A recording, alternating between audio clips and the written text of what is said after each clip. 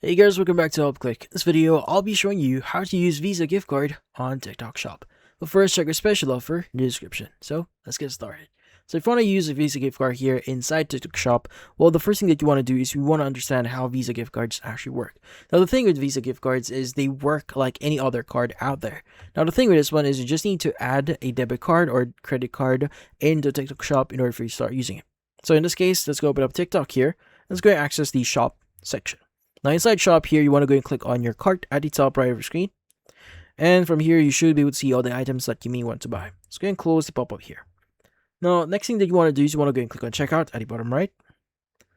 Now, once you've done that, you should be able to see a bunch of details here, like for example, your shipping address and a lot of options here like your payment method. Now, in the payment method section here, you want to go ahead and choose the option here that says add card. Now, if you don't see that, you want to go and click on view payment methods.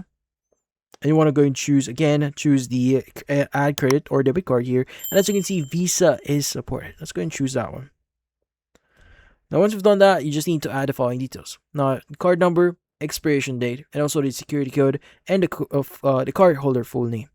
Now, in this case, the card holder name, you can just use your name on it. So in this case, if your friend bought this for you, you may need to ask them what card name that they added on this one, but usually you could just use your name. You don't have to worry about it, but just make sure your card number, expiration date, and security code matches exactly the card.